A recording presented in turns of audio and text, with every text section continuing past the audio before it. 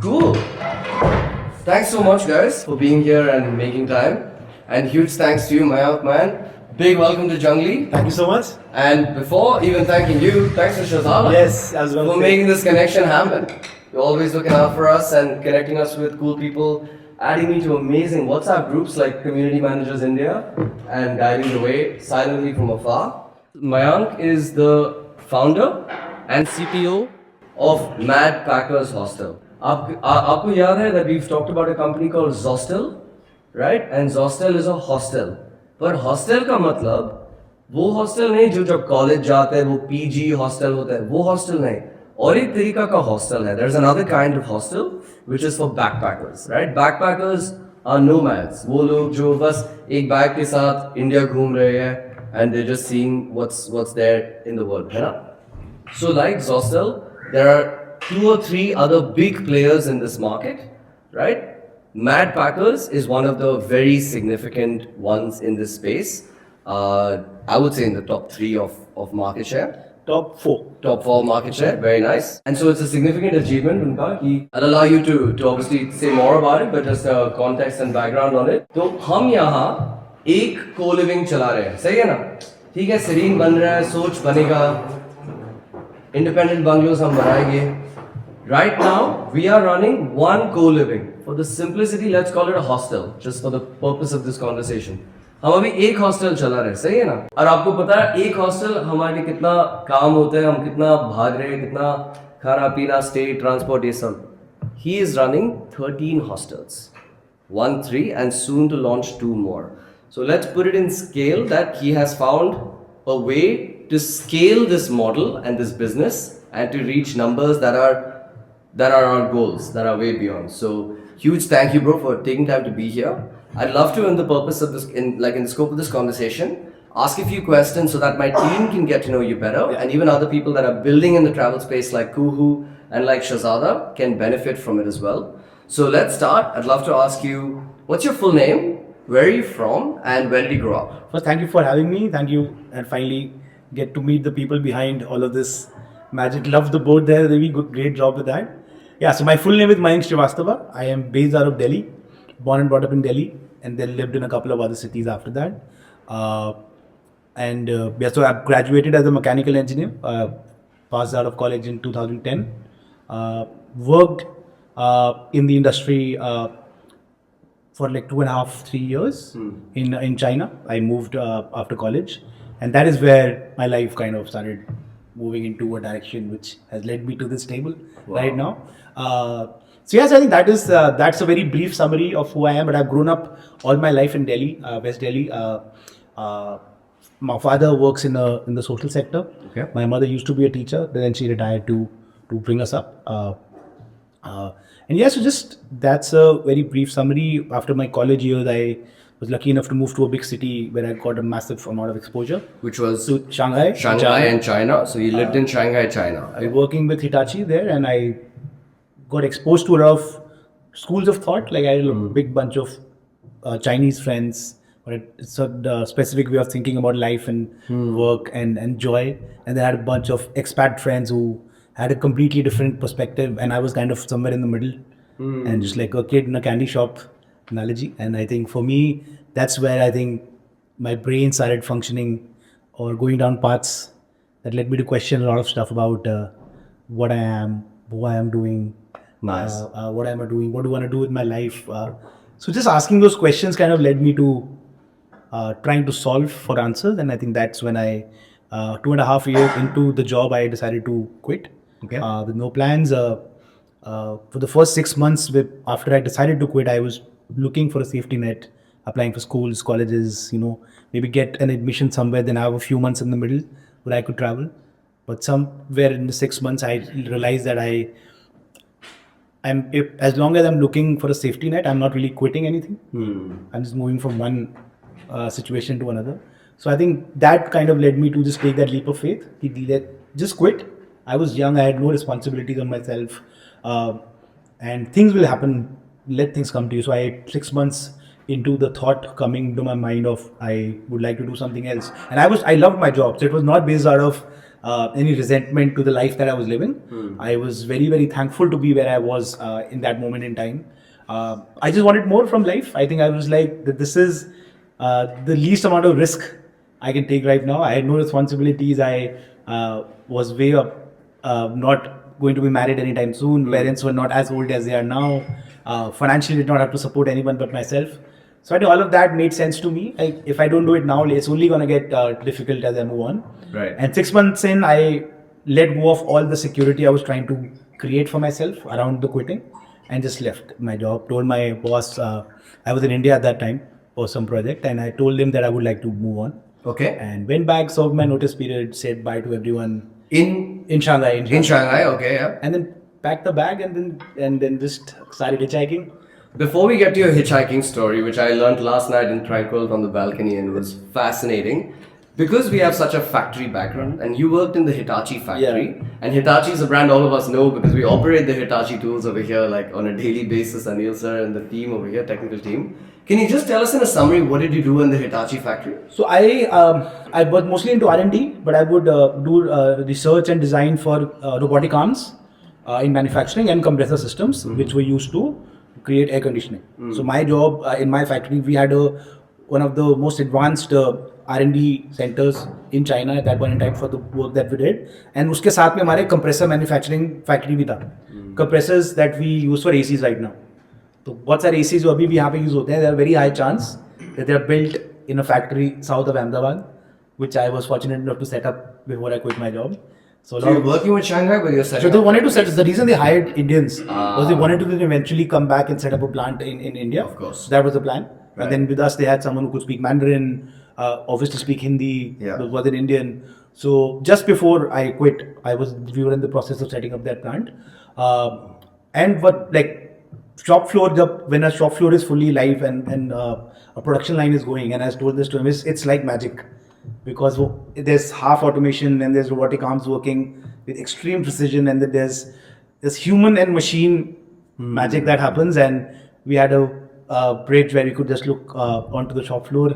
And there have been times after my shift got over, I had to go home in the evening. I would just stand there for 15-20 minutes, and it's just the mechanical buzz and the beeps of the machines, and just like the entire production line just working like a symphony. That's So amazing. that was amazing. Like I really enjoyed manufacturing. If I ever move on from hospitality, I have a feeling that I would end up going back into actually building something. It was really nice, and so one of the reasons I was able to take that leap of faith was also because I was not hating what I was doing. Yeah. I was just wanting more. I was greedy about life experience, more than work experience at that point in time. Nice. So for me, I think that was important. So I think 2.5 years I worked there, learned the language. I learned more outside with the cultural immersion, baat karna, language, khana. I'm a vegetarian, so there was a Very big challenge. hard in China. And just like living outside of your home for the first time at Yeah. 21, in a city far removed, Yeah. culturally, maybe not as much geographically, but culturally, socially. So I think things happen in your brain you don't realize. I think all of that, these sparks, Right. goes on. So that led me down to that, just being up, and met a lot of travelers also. Met a lot of travelers who were traveling through China and then ended up taking a job in China, mostly as an English teacher. So good expat community from all over the world. Right. So then, how the Europeans think about life, how the Americans think about life, how the Aussies think about life, and plus everyone's context is different. Yes. So just made me realize that it's a much larger jungle out there to explore, and Well done. so Concrete that was the spark that made me. Amazing. So just to summarize, raised in North India, worked in Shanghai at the Hitachi factory. One thing that he told me yesterday is all of his friends would just be in their rooms and they would be doing torrenting, video games, they were a bit computer obsessed. He wanted to really always be outside. And I said, what do you mean outside? He said, just outside, out of the room. It could be exploring, it could be traveling, but he had that travel bug in him. So now can you tell us first a line in Mandarin and then about your travel story? How do I say, hi, how are you? My name is Mayank in Mandarin. Mandarin is the Chinese language. So it's Ni Hao Ma, which is how are you, and Watch Yao Mayank, which is my name is Mayank. Watch your Mayank. Watch Yao, yeah. Wow, that's Well, so Chiao is like what, like you ask it. Chiao is what are you called basically. Okay. I'm called Banin. Is how you respond. Ni Hao is hello. Yeah. Ni Hao Ma is how are you. Yeah. cool. Just want Thankfully, to you verify asked the the easiest, story is true. the easiest ones. I don't remember. I've not been using the language in almost a decade. I can understand. So, alright, so you had your time in China, you had your time at the factory, and you're like, alright, time for something new. How did you decide to start your journey of being a traveler? This is way before the hostel and Madpackers. I want to know who was Mayank before he started Madpackers, what informed Madpackers, right? So tell me about your travel journey through China. What mode of travel did you choose? So when I think in my network side, one thing very interesting happened with me once. I used to travel right a lot. Matador travel right a lot, like Travel right, yeah. okay. So Matador Network, it's still there, but Matador Network was an American company, which was like a travel blog under one umbrella, and like a lot of independent writers could come in and put in the blogs, and they would publish it as Matador Network blogs. Okay. In that time, I was researching a lot about travelers and also I'd come across a lady who was born in Hong Kong, raised in London, corporate lawyer. Okay. Quit her job, 3 years of traveling and hitchhiking across the world. Wow. And I was researching about her and just like overall excited about this. And one night I was out for karaoke, and in China you book a room instead of like being in a bar. You book a room which is for your group only, and you're drinking all of that, and you can do it all night for as long as you want. And I spent the night karaokeing and just having fun with a lot of people. In the morning, like we studied for breakfast at 7, and we've been singing all night. The person sitting in front of me was the same girl who I was researching. Oh my god. Plus, Fiona Won is her name, and I had no idea that I spent the night with her, and I would like with a bunch of people. But in the morning, we are just tired and sitting down for breakfast, and when I started talking to her, because then we were out of the music and just in a more silent space, I realized that I ended up interviewing her very much like this, but with the less number of people. Without the mic. But I was fascinated that it happened because, and she was fascinated that it happened. But I think somewhere researching about Fiona, that bug for like hitchhiking kind of just made my way. सबको पता है hitchhiking क्या है? No? Hands up if you know the word hitchhiking. Hitchhiking is when you stand on the road and you do this. lift leke. Left lane. That word is called hitchhiking. It's a mode of traveling for nomads and for travelers around the world. Right? A reminder, nomad का शब्द का मतलब है वो आदमी या औरत जो एक जगह में नहीं रहता है पर अलग-अलग जगह जाता है. Someone that keeps traveling, right? So when a nomad is traveling, they can live in a camper van, and not just say I lived in a van. They can be a backpacker, and they can go and use buses and taxis to live in hotels and hostels. Or they can be a hitchhiker. They can stand on the road and say मुझे यहाँ जाना है, अब मुझे लेंगे. जितना भी वो गाड़ी वहाँ जाएगा, वहाँ तक जाएगा, और फिर वहाँ से you have to hitchhike again. Everyone's following? Right. So tell us, you turned into a hitchhiker in China. So after I quit my job, I was living on the eastern coast, which is Shanghai. All the big cities, all the development in China is on the east coast, which is right next to the ocean. So Beijing or Shanghai or Shenzhen, all of these are close to the ocean. And the further you move to the west, it becomes a little more into nature, less urban, but also much more beautiful.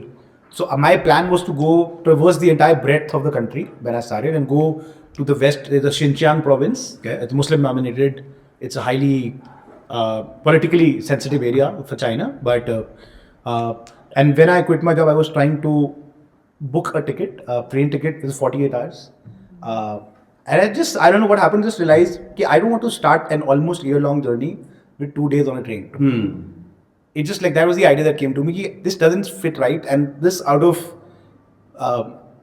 serendipity, I don't know what happened. I just thought, why not hitchhike? That was it. In this 30-second dialogue internally with myself, and then I just went online, Googled, found a website called Hitchwiki.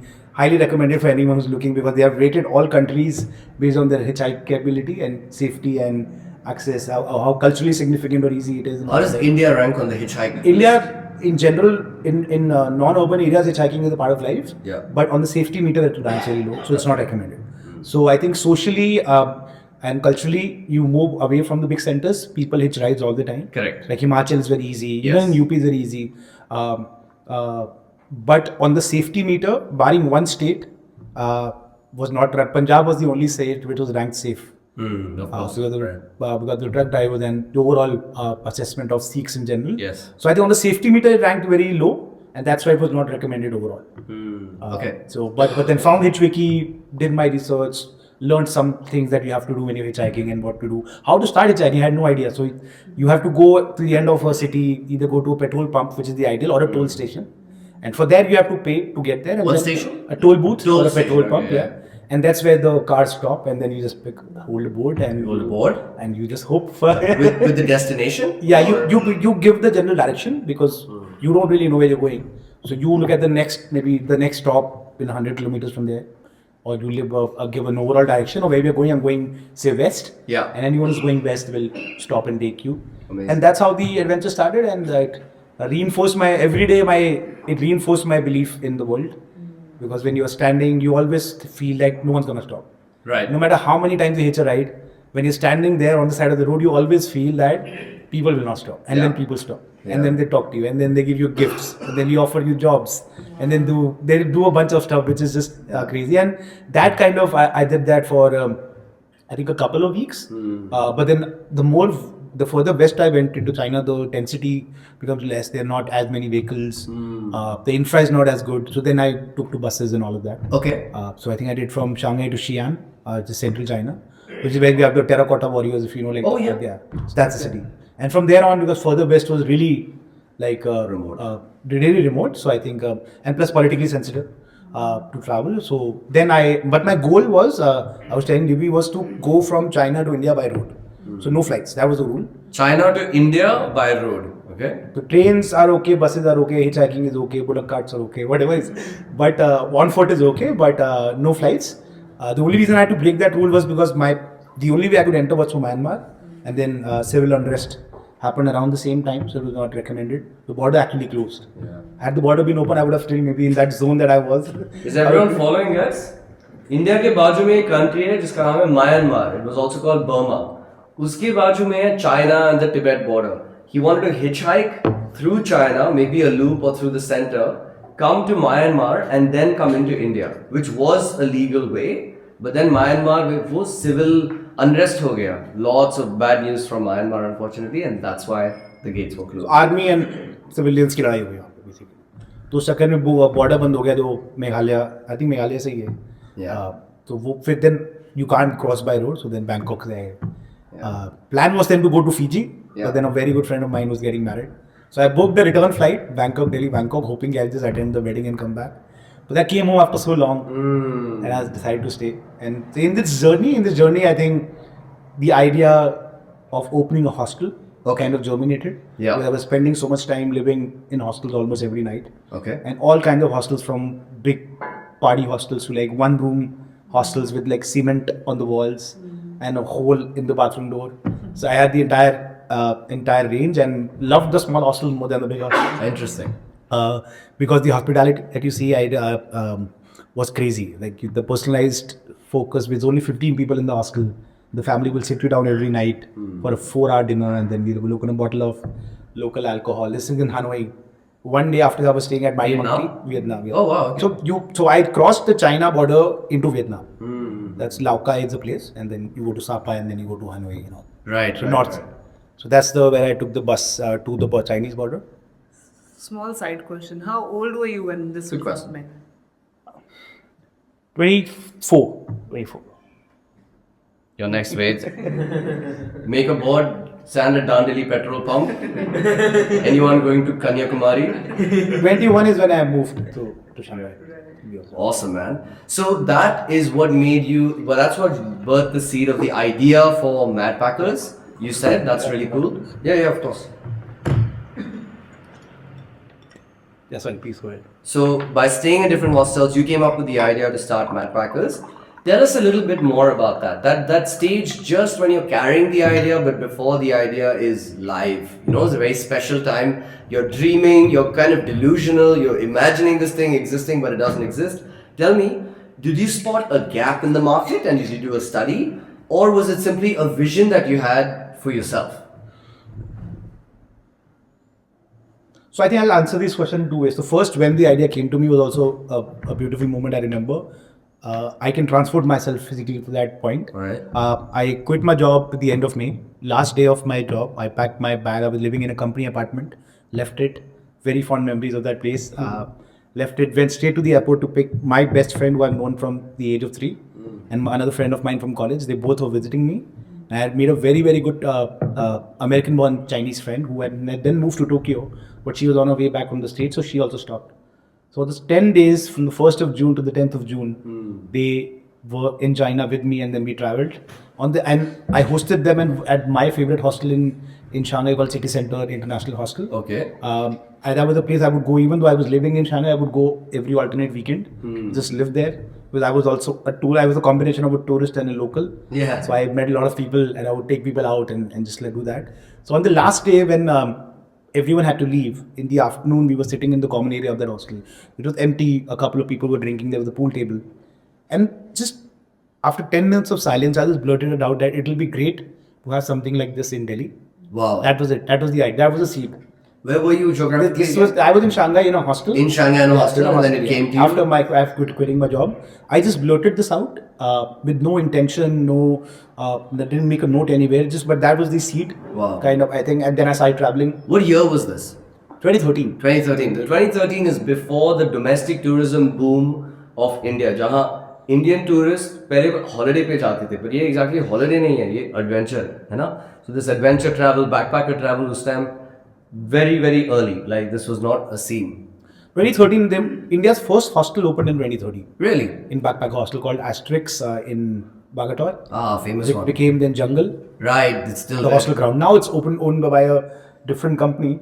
Yeah. But 2013 is when, I think around the same time where I was starting my journey, I think Jason and Amber, the founders of Asterix, the friends from here, from Singapore, they opened India's first backpacker hostel. The very early days.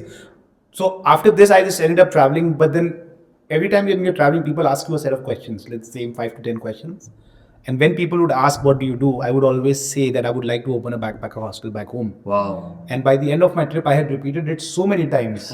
Like it was manifesting on steroids. With basically, by the time I came, I said, I've said this so often now, I might as well give it a shot. Now, I don't come from a family of entrepreneurs. Everyone in my family is either into teaching, medical or a homemaker. But then I just because I had said it so often, had I not tried it, I would have regretted it. And I was very clear, luckily for me, I was very clear in the early years that you need to have a regret minimization mindset in life, I think.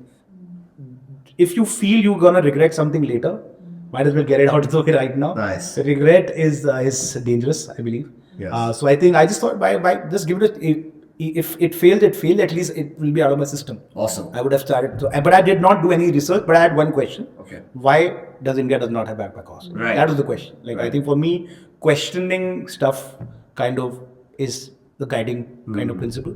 So I did not do any market survey. I would love to claim that I did, but I did nothing. That's okay. No numbers, no looking at data, no nothing. I didn't even have my laptop when I was kind of building the blueprint because I left my laptop in Shanghai. I was backpacking. I didn't want to carry the laptop. I have just had my phone as a device for almost a year. And so 3 months back, after coming back home, a friend of mine was traveling from Shanghai. He brought my laptop. So, but I just had this question because I lived that life for almost a year. And I was like, why being the youngest country in the world. Yeah. And I met only 2 Indians in my entire almost 10 months. Correct. One guy I met, a techie in Xi'an, central China, and one girl I met in Vietnam. For a country of 1 billion people, there's not. It was very sad. And there were times in backpacking where I would also feel lonely, not as a person, but as a national. Yeah. Germans would meet more Germans, Europeans would Americans would meet more Americans. There's some cultural context that they would start talking about. But we did not really, like, I did not meet anyone. Just to add to this for a moment, when we went to Vietnam Nomad Fest, Kuhu and I were the only representatives from India. There was everyone else from every country. So travelers exist in India but are not represented internationally, mostly because of the weak passport and also because of the mindset we're raised with कि आपको doctor बनना है, आपको engineer बनना है, आप travel ये सब नहीं कर सकते, it's a waste of time. आपके पास टाइम नहीं है बेसिकली. Time नहीं है. So our new generation, it's now changing. Yes, thankfully. And Ved is going to be the new, representative for Indian travel. That's what we're setting him up for with the hitchhiking board in Dandeli station. But amazing, man, cool. So you saw that. You saw why is there not a hostel in India? Why are we not represented? How did he go about answering this question?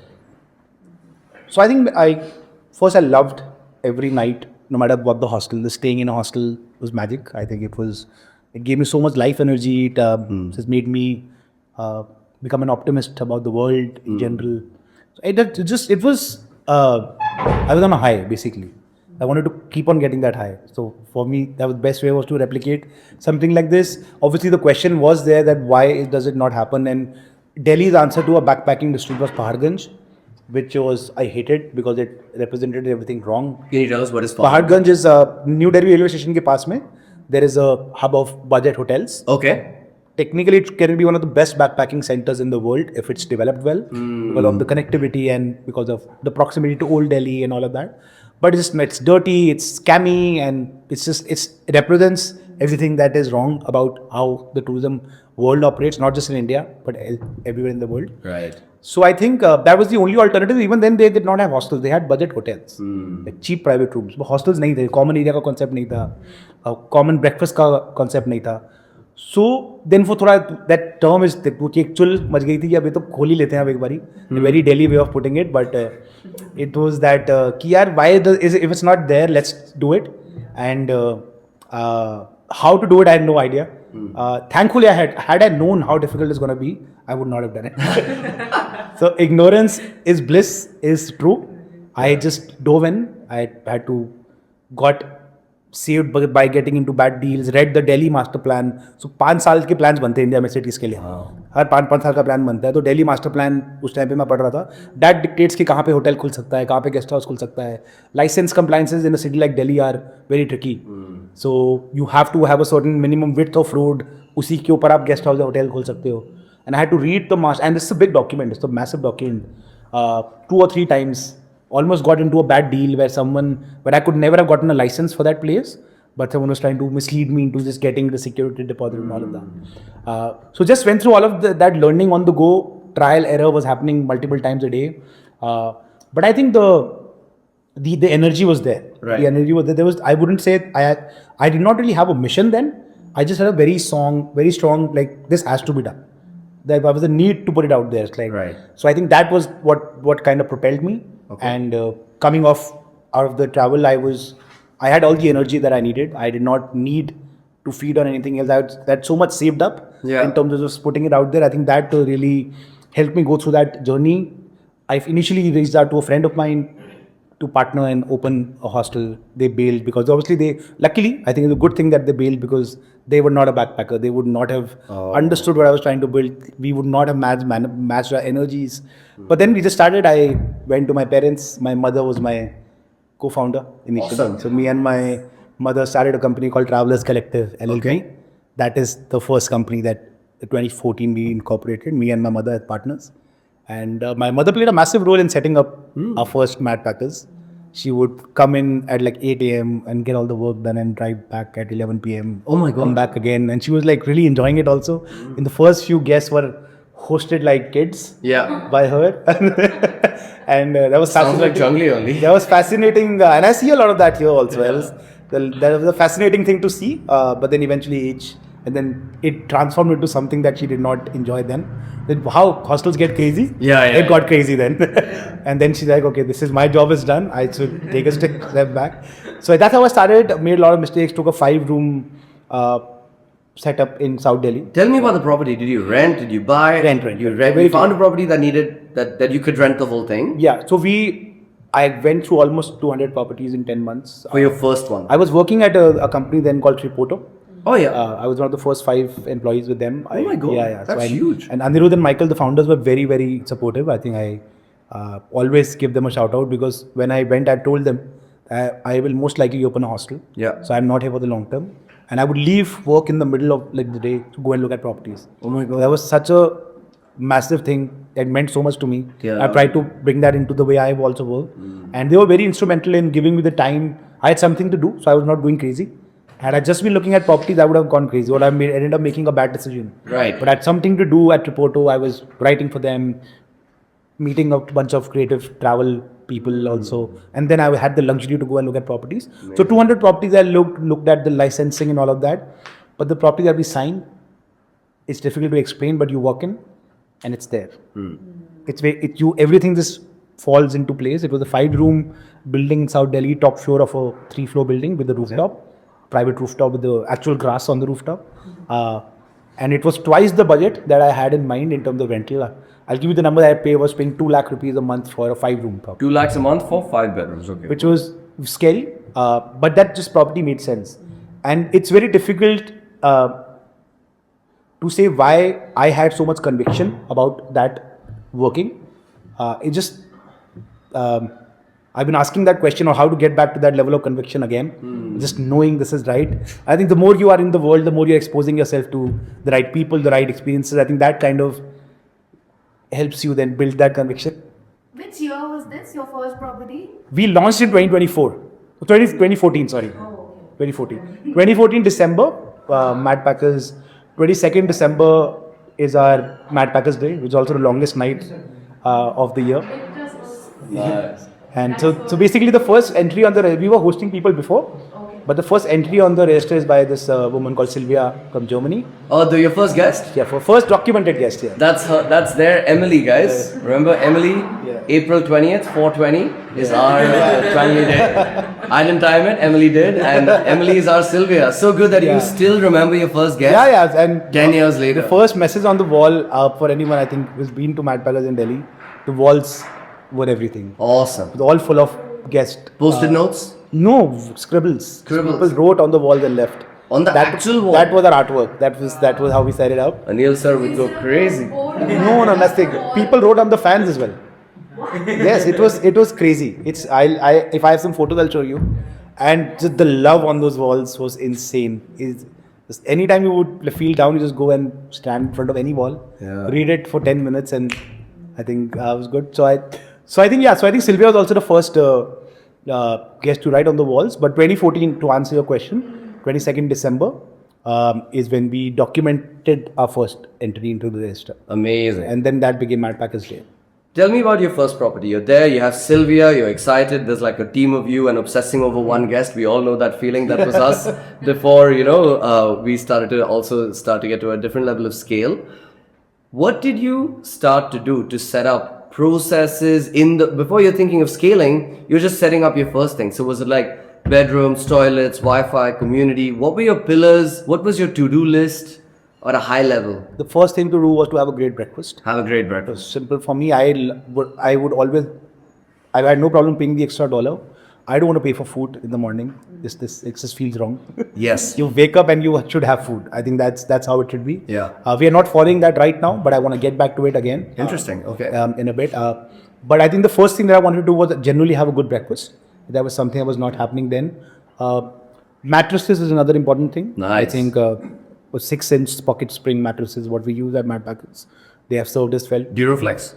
Multiple companies, Duroflex, yes, one Duroflex. Okay. We had Ashoka foam, which was someone out of Bareilly, which was very big. So we have 5-6 vendors now. Nice. That we work with.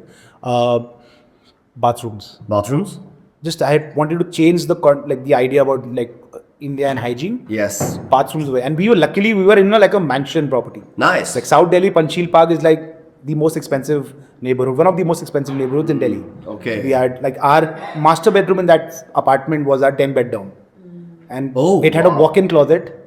Then it had another room which had a washroom. It was crazy. Super nice. So I think these were the three main things that I did not really have SOPs then, to be very honest. But in that moment, I was very inspired by this book and the course I'd done on Coursera by this professor called Dan Ariely. Okay. The course was called A Beginner's Guide to Irrational Behavior. Oh. It's basically irrational behavior.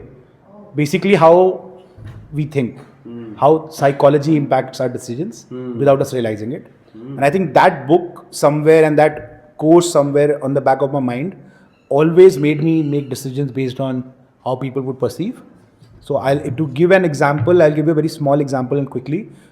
In the early days of hostels in India, because power is expensive, Yes. we would have non-AC timings in the rooms in the day. Like say, for example, from say noon to 8 p.m. we would have non-AC hours. The common area would obviously be have ACs, but the dorms especially we would shut them off because we were not selling beds for as high to be able to afford 24-hour AC. Correct. But what we decided was we did not decide to put any signs or pretend to be we have green hours and all of that. So 1 year after us, another hostel opened in Delhi. They had the exact same rule, but they chose to put it or as a notice in every room. We observe green hours from these time.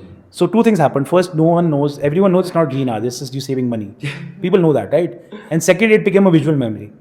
We had the same rule, but we did not put it out there anyway. We were flexible. You were telling people. We were telling, but we also told them if you are coming back from a hot day, you let us know, we'll turn it on. Okay. So maybe we were spending 5% more than our competitor. But the way we put it, and we did not make it a visual memory, or we did not make it a sticky point, in the same amount of time where in 1 year we had one review about that AC, the other hostel had 50% of the reviews about the ACs. Same policy. Exact same policy, just put out in a different way. Their reviews were more positive? They were negative because there was a visual memory. There was a notice in every room about green hours. So two problems were there. First, it was the visual memory. Second, it was lying. It was not green hours. It was saving money. Yeah. People say it as it is. Just say it as it is, right? So we would tell people that we turn this off because we want to save cost. If you come back and if you're feeling hot, let us know, we'll switch it on. It does not really impact the bottom line that much, but the customer perception changes. And the idea behind this was just the psychology. It's the same rule. We just realized that psychologically, if it's a visual memory, people will remember it more. And if we try to evangelize it and make it about like nature, people will call us out. And we did not do that. So I think the psychology of so this book I recommend. It's a book like it has so many normal day-to-day examples about how we perceive money. Then another example, and this last example I do about the book is if you are at a store and you're buying a pen, the bank pen's for 20 rupees. I'll come to you and say, DB, the same pen is for 10 rupees. You just have to walk 5 minutes. Chances are you will save that 10 rupees and walk 5 minutes and get the same pen for 10 rupees instead of 20. If I come to you and say, you're buying a camera and for 5,000 rupees, and I come and say, getting the same camera for 4,990 rupees, the 5-minute walk, the chances are you will not go there. Correct. The value does not change. Correct. Your mind makes you make a difference. So the money is still 10 rupees. Your bank account is still the number. But how our brains perceive value, how our brains perceive numbers, I think is very different. So I think that book with all these examples that they had, Nice. Another example they had was on a cruise ship, there are two sets of people. One paid in advance, and one paid at the time of checkout. Okay. And then the survey was done. And the checkout people, the people who paid at checkout had a lesser rating than the people who paid because their last memory was having fun. Okay. And the last memory for people who were paying at checkout was paying. Paying Is painful. That's why it's all digital right now. So I think foundationally in the early days of Madpackers, I did not know what SOPs were. I'll be very, very honest. Yeah. I had no idea. I had just a bunch of people who I knew from way back and who chose to get on the journey with me. And we just were winging it. And then after the first, say, 3 to 5 months, we realized now it's time because we started seeing some problems. There were very small problems. But starting, I think the idea was just to build rules based on the customer, not on what we needed. Correct. So the management had to align itself around the customer. Yes. In most cases, we see, including Madpackers right now, and I have no shame in admitting that now, sometimes the rules for the sake of management come at the cost of the customer, which is wrong. The rules have to be built for the sake of the customer, even if it comes at some cost to the management. Absolutely. So I think, and you don't realize when the switch happens. It happened with me also at Madpackers, and we have been trying to fix it ever since, where the management came in its own way, and the management came in the way of customer experience. So it can happen to anyone, even if you start right. You just like, that's how. I just want to summarize this takeaway. It's really important. Interesting, right? Yeah. So, where's Sahil ISOP Master? You're listening, right? Kadam sir? Yeah. Understanding? So he's saying when you're making an SOP, when you're making a process, don't first think about what is best for the business. always first think about what is best for the customer. What is the ideal customer experience? Then think about how management can serve that. In that process, there might be some reality that they can or can't do. That's when that comes in. But it's not that first management ये नहीं कर सकता है, इसलिए customers को ये नहीं मिलेगा. That's not right. First, it's what do customers want. Then how do management make it possible? Then how do we make it realistic and put it into a process? Cool? Super. Thanks for driving that point home. Very relevant to this phase that we are in. We are in the process of, we only have our one SOP ready so far. And we're getting a checklist towards it and a dashboard around it and all that stuff. But very important reminder as we build more SOPs, how to go about it. So I think SOPs, my journey with SOPs started, and I failed. It took me 3 years to build SOPs because I would start and I made the mistake, which you are not. I tried to do it myself, and I just could not. It was just like my mind did not operate. My mind does not operate in the structural matrix. It is a different way that my mind works. So I can align with structure, but I cannot. In some structures, I can't create. Yeah. So I multiple attempts of trying to build first the SOP and then the perfect SOP was terrible for me, and then slowly and steadily I reached out to my team. Okay. And told them this is the problem and this is what needs to be done, and then we took baby steps into building a playbook, which is still evolving. You know that Sahil, that playbook is still evolving. Playbook means a bunch of SOPs. It's still evolving. तो हमारा SOPs print करेंगे, correct करेंगे, reprint करेंगे. That's part of the process. We'll never get it right because our customer needs will keep changing. And another realization I have about SOPs is SOP बनाना से ज़्यादा important है SOP use होने चाहिए. बिल्कुल. Problem क्या होती है कि SOP बन जाते हैं, they become Word documents और वो सेव हो जाते हैं, फिर वो यूज़ ही नहीं होते. बिल्कुल. Because वो यूज़ करना बड़ा मुश्किल है. एक SOP में आप 100 पेज 100 चीज़ें आपको डालनी पड़ेंगी. आप अगर एज अ टीम मेंबर आपको SOP यूज़ करना, तो आप पहले जाओ, यू नीड टू रिमेंबर कि डॉक्यूमेंट का नाम क्या है, फिर उसको निकालो, फिर उसको पूरा पढ़ो. उसमें आपको चाहिए एक चीज़, लेकिन आपको पढ़ना पूरा पड़ता है. तो it is the journey of SOPs I realized is वही SOP बनाए, ऐसे SOP बनाए जो एक्सेस करना आसान है. It has to be simple, it has to be short, and it has to be accessible. अब आज की डेट में AI में हमको कुछ टूल्स आ गए हैं where you can use it like LLM. आप अपना पूरा डेटा डाल सकते हो एक जगह पे. Notebook LLM is what I am referring to. आप जंगली के बारे में जो भी इन्फॉर्मेशन है आप सब डाल दो उसमें. AI में. आपका यूट्यूब चैनल का लिंक डाल दो, आपके PDFs डाल दो, आपके वर्ड डॉक्यूमेंट्स डाल दो, वो आपका डेटाबेस है. तो अब पहले जर्नी क्या है कि आप गूगल ड्राइव पे जाओगे, फिर आप क्लिक करोगे जंगली SOPs, फिर आप क्लिक करोगे ऑपरेशंस, फिर आप क्लिक करोगे दिस. वो प्रॉब्लम है. इसमें क्या होगा कि आपने बस एक चैट बॉक्स है जैसे चैट GPT है, how to do a group check in, enter. वो आपका जितना भी आपके पास ट्यूटोरियल्स है, वीडियोस हैं, डॉक्यूमेंट्स है, उसमें से आपको आंसर निकाल के देते हैं. Superb. एंड उसमें अब धीरे Sorry, what was the name? Notebook LM. LLM, Learning Language Model. I think Kartik would know. Language Learning Model. Notebook LM, this is notebook Notebook LM. LM? Okay. So Large language model, sorry. पहले there was a different app, but thankfully Google came out with something much better. But इससे पहले we found an app called Hanse on Product Hunt, which was very similar, but Google obviously is much more accessible, and we use Google Workspace as our main base. So I think SOPs में एक चीज़ जो हमको realize हुई है कि SOPs they get built and then they get forgotten. Correct. In a library or where they are in a book, क्योंकि कोई use ही नहीं करता. फिर वो और इवॉल्व तो दूर की बात है, वो यूज़ ही नहीं होते हैं. फिर आपको जो मेमोरी से याद है, जो आपको ट्रेनिंग में याद है, फिर वो भूल जाते हैं लोग. आई थिंक आप आज की डेट में with the technology that we have, it is so easy to create a system where it is easy to access the data in the SOPs. कि हमारी टीम में कोई भी बोल सकता है कि ये लिनन में ये प्रॉब्लम आ गया, ब्लीच कैसे करना है. You can have videos around making a bed, and then वो आपको करेंगे एक अपर बंक बेड कैसे बनाएं, for something like that. vernacular है for our back office teams, and they can find a video of how to tuck the sheets and all of that. So it's now, in that sense, the access to SOPs has become easier. So hence the importance of building good SOPs has increased. Question while we're on this very geeky topic that all of us love and are obsessing over. Thank you for bringing some experience in this space. SOPs are a task to make and they are hard to access. Completely agree.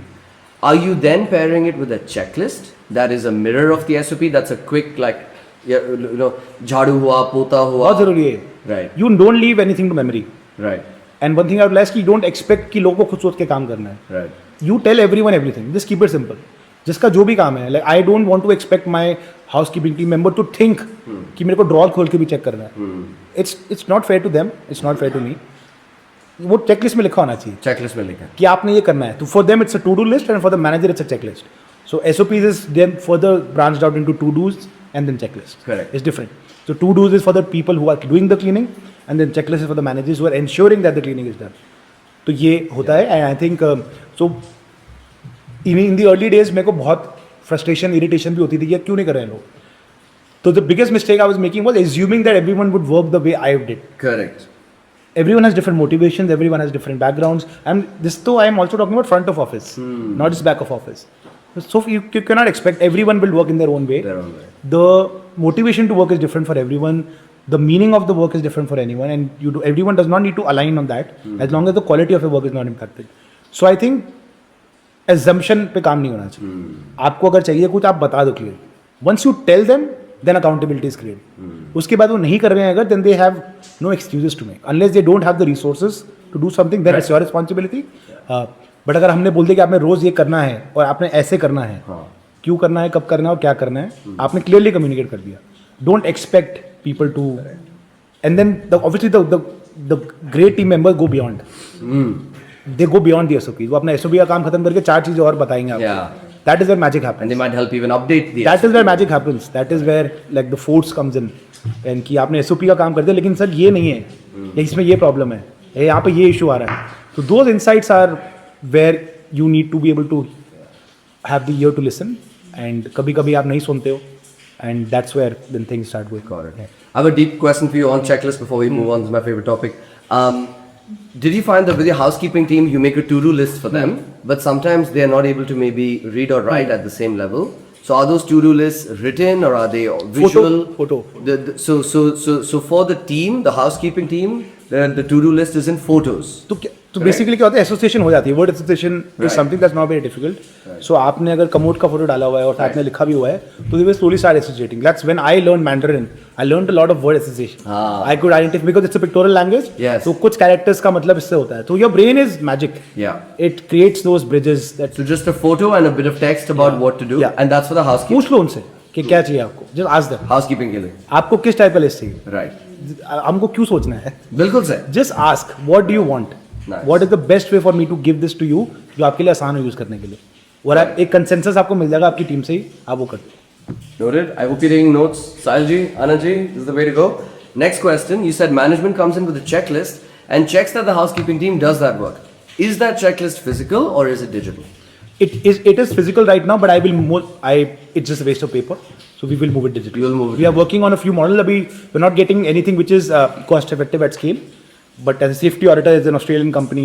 I audit a safety culture which does very good checklist. बहुत time से कर रहे हैं. फिर एक Go Audits करके एक और कंपनी है जो UK based है. We are working with a few local Indian vendors. Right now, the product is there, but it's not at the price that I'm comfortable with. Being a bootstrapped entity, I am very, very clear that our SaaS bill also doesn't explode. That's why I'm interested to speak to Karthik after this. Yeah, man. Karthik is in the middle of this conversation. He's exactly the brain behind all तो of it. हमें product मिल गया है लेकिन हमें उस price पे नहीं मिला जो हमारे को कंफर्टेबल है. Yeah. तो अभी हम Google forms is also magical. Google Forms चल रहा है सब ना? कुछ हो जाता है उससे. आप एक you need to have your storage and work space if you use, and then you build the Google form. But after certain point Google form में भी इशू आते हैं. But it's the easiest thing to start with. I think anything you want to build now, at least we use Google, so I say it from that context. You have enough tools to start. Right. To start and test the hypothesis. Absolutely. And की phone पे, I think आपकी maybe your team is more comfortable on the phone than the paper. Absolutely. Yeah. Oh yeah. Okay. Well, कि मैं depends phone on पे the depends on the user. on the user. So I think the goal is to become completely digital on this. Yes. Because it's also easy to audit centrally also, because I am not in the locations. Right. It's very easy to audit centrally. There are timestamps. Yes. You can't go back and edit it. You can't cross it. You can't rub anything off. Yes. So it comes in with a set of checks and balances. Yeah. That's the way to go. 100%. We are not there yet, but hopefully by the end of the year or early next year, we should be there. Sahil, congratulations. You set up a system that is one small step ahead of Yes. Madpackers, an established company. Well done, hospitality team. You're going the right way. Yes. Keep going. This will help show the results when we have multiple co-livings and multiple independent bungalows. I know for one bungalow आप भी सोच रहे क्यों लिख रहे हैं इतना सब, क्यों checklist बनाने इतना अभी सब? Google Forms पे बनाया है? Yes, yes. Our SOPs are photos. You can in a upload grid the of photos. 9. We print the SOPs and we place them in a drawer, and we train the staff with those SOPs. And the staff know that they can go back and look at the SOPs, but they don't. And that's understandable, right? We then have a checklist which is on Google Forms, which mirrors each step of the SOP. So all Sahil and Anand sir's work. That then they go and check everything in the SOP is done, and they also say who from the cleaning team did it, right? So then that goes into a dashboard. तो अगर कोई problem आती है तो वो भी photo में flag हो जाता है. फॉर एग्जांपल इफ फ्लश का कुछ ब्रेक है या पानी या साबुन नहीं है, तो जब if there something which is not as it should be, तो क्या वो टीम बोल देती है कि एक फोटो खींच के डाल दिया कि ये प्रॉब्लम है, ऐसा होता है? टीम हमको बोलता है सर. हाँ. हम फोटो लेके टेक्निकल टीम. अच्छा, वो आपको बोलता है, फिर आप जाके पर्सनली जाके उसका फोटो लेते हो? ठीक है. But even when he checks it and he sees an issue, they have a separate system, WhatsApp groups, to report it to the technical team. But in the checklist, they'll say that like whatever the cleaner did, they did. But like this is a technical fault that we need to escalate. Yeah. So one last question on checklist, and I swear No, please, we'll move on. I'm happy to. I'm also learning This as is well. helpful for you, Not there as someone yet, but, building processes. I mean, Shizad was a few centuries ahead of all of us with the amount of hospitality experience he has. So my last question is, you then fill a digital checklist. I don't know if you're here yet. Does it currently then, your plan, go into a dashboard? You said the audit, so that the manager, Anand sir, can centrally know sitting here or wherever, what's happened, what are the maximum areas of error, which staff needs the most retraining. Is that your goal as well? Is that why the digital checklist? So right now we don't have any tech person in the team. Right. So what we have tried a few dashboarding tools where we can plug in the data from the backend and build the dashboards. I am not dedicating personally a lot of time on that right now, but that is absolutely the way to go. Okay. Because you need to have a heat map Right. of the network, where the problem is, Yes. and sometimes it's like focusing on the tree and focusing on the forest. You will zoom out and then look at the bigger picture and then see where the problems are. Such a good line. You will see, my coach taught me, so I won't take credit. But I think heat mapping, because sometimes you will see things that you don't even know that are happening, and you will see trends before they happen. So I think the goal वही है कि checklists को, photos को, everything we combine into a dashboard. So we need to have a dashboard for the operations team, a different dashboard for the financial team, a different dashboard for the C-level people who have to have an overview of everything. Yeah. That is the goal. I don't have the technical bandwidth or the know-how personally to build it myself. Yeah. But that is the plan. It's already there. We know what we want, not exactly in terms of how it will come out, but we know the direction. And I'm very happy that you are also thinking on those same lines. Yeah. Awesome. Sorry, I have Go on. a question. At what point do you think, or at what point of scale of operations do you think that all of this comes in? And till what point can we still, get away with? Andaza. Three metrics. Number one, reviews. The guests will tell you. Very simple, not complicated. Your quality of reviews will tell you the quality of your operations. Very simple. Second, you will start going crazy. Yeah. Okay? And third, the firefighting frequency will increase. So, उस time पे आपको पता चल जाएगा. I would actually not recommend starting with SOPs. Start organically. Start with who you are, build it. You'll make some mistakes, but it's okay. I think that journey of building the product, being one with the product is important.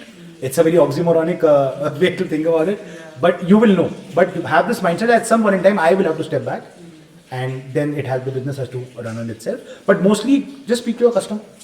They will tell you what the problems are, and when you analyze those problems, you will realize that these problems are lack of processes, or ये तो मैंने बताया था क्यों नहीं हुआ. This is a question that comes very often. कि ये तो मैंने बताया था. It doesn't matter. एक दिन में बहुत लोग बहुत चीजें सुनते हैं, and then with this device, Yes. you get more. It's very difficult to remember anything. Yeah. So I think first 6 months I believe is good to not have active SOPs. Yeah. Maybe start building at the back end, and once you realize that I'm now running out of steam in terms of management, and I would just focus on the product or the strategy or building the mission that I've set out to, then I will need people to do it. So ho jayega. And it's progressively getting easier with tech. Yeah. Every year it's progressively getting easier with the tools that you have at your disposal. So it's not very complicated, I think. Nice. I have just, you ain't okay on time? You're happy to keep going? Absolutely. Alright, awesome. I have like 3-4 questions more for you, and then I really want to open up to, if anyone has questions, please start thinking, writing them down. Not many opportunities to speak to someone who's done the journey that we're starting, okay? So you told us about your first property. You told us how initially it was you and your mama, Yeah. and you're running the show and observing, and then started setting up SOPs, checklists, and how you're still on that journey. That's very honest and And we have also quite a really good journey. gone backwards also in some way. COVID just put everything in disarray, the customer change and all of that. I have no shame in admitting that we are not at the level where we started with. Yeah. But that's a journey that I have taken as a business, as the first time founder, and the mistakes are part of the journey. Yeah. So now we are slowly and steadily getting on track to build and hopefully build it even better than. Amazing. So I want to know, you told us about 0 to 1, which is where we are. It's a very fascinating place to be. Jungli is now going to a place where we're scaling the community kitchen of Big Bungalow, the room check-in, check-out SOP of Big Bungalow, the hot chocolate system of Big Bungalow. We're slowly trying to see what we can scale to Serene the Art House and Soch the Space, our affordable guest house, our affordable co-living, and our ultra-luxury co-living, right? You went from 1 to 13 over 10 years, approximately, with 2 more in the pipe. 2 more in the pipeline. Yeah. Tell me a little bit about that journey of scaling. What served you in the journey of scaling, and what didn't serve you and you had to cut? So I think how we started scaling was just doing the work, and I think our work kind of started speaking for itself. And I remember early on in I think the second year of running Madpackers, we got a call for our first franchisee. Oh. There's a guy called Yash. He had a place in Jodhpur, family, but now lives in the UK, but family property. He had seen some guest had taken an interview of mine in the early years of Madpackers, and I saw that he saw the reviews and he reached out to us. Nice. And I want to open and that was the banging hospital. It had the hot tub with a view of the fort. It had underfloor heating on the washrooms. It was just crazy, and it was one of the best designed hostels. And I would not take credit for the design, but we did add value in terms of functionality. But our partners just went all in. We eventually had to move out of the property for other reasons I won't get into.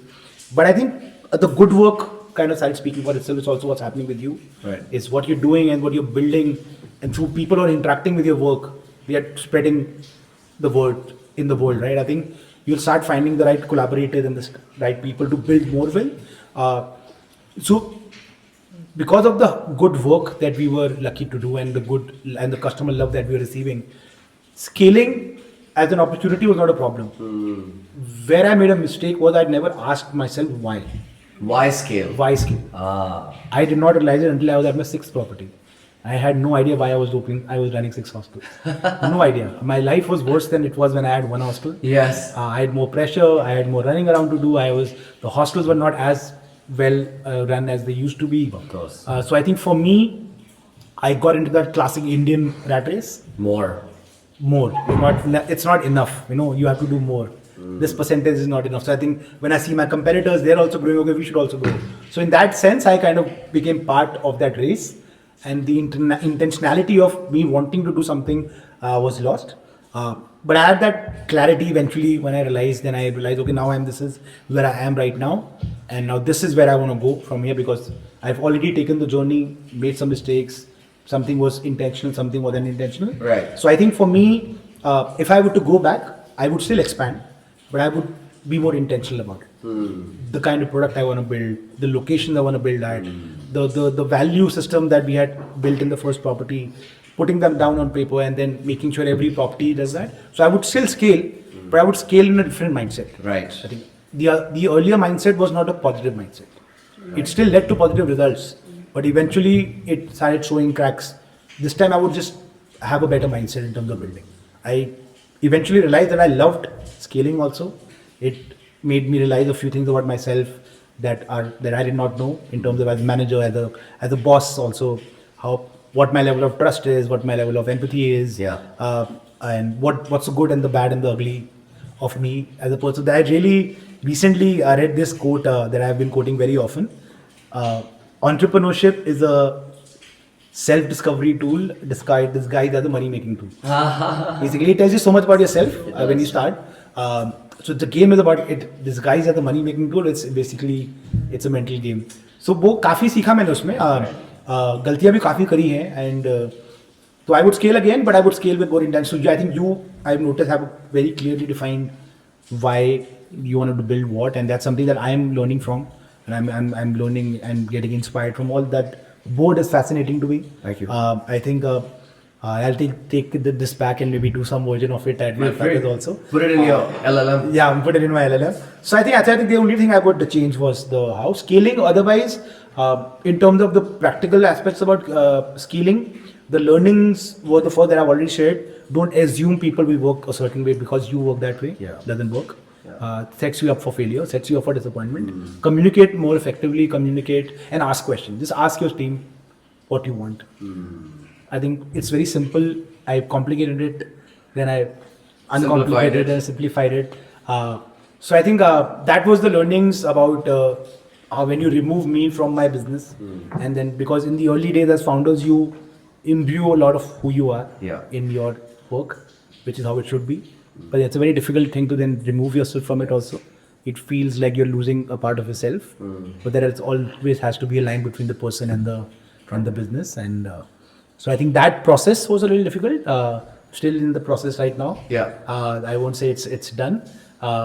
तो बस यही था कि I think मैं इन पहले 2-3 साल जब मैं स्केल किया था तो मुझे लगता था कि सब लोग ऐसे ही काम करेंगे, ऐसे ही होता है काम एंड ऐसे नहीं होता है काम एंड यू हैव टू आपका मोटिवेशन और आपका वाई बहुत अलग है, किसी और का मोटिवेशन और वाई बहुत अलग है, किसी और का सुबह उठ के काम पे आने का मोटिवेशन बहुत अलग है, तो आपको फिर पूछ लेना चाहिए मेरे को लगता है एंड बता भी देना चाहिए क्लियरली कि ये आपको ऐसे काम करना है एंड इस पे और be firm also tell them कि ये नहीं होगा तो प्रॉब्लम हो जाएगी. बी वेरी ऑनेस्ट कि this is non negotiable, this is that I have some room for like flexibility but ये तो होना ही होना है. बाथरूम दिन में 8 बारी साफ होने हैं तो होने ही होने. I don't care if you feel that clean, it doesn't have matter, आपको करना ही है. सो आई थिंक वो थोड़ा हो गया था कि बड़ा इंटेंशनली बता दो कि what is allowed, what is not allowed, what is expected, to set the expectation, set the boundaries, and in some cases just ask. Like we had to make a meal policy and we had no idea what to do, so we asked our team. Super. कि हमको cook नहीं मिल रहा था और खाना हमने हमेशा boarding and lodging in Madpackers has always been provided. So we asked the team कि आप खुद खाना बना लोगे अगर हम आपको राशन ला के दे दें. तो 80% people said कि हम बना लेंगे खाना अपने हिसाब से. So we were not finding a cook. So the team was happy to make their own food. They were happy to make their own food. अब वो आपस में मिलके it became a community activity then. Awesome. And then the lunch became a thing and then they loved it. Everyone. So I think so we asked them. I was trying to figure it out क्या करें.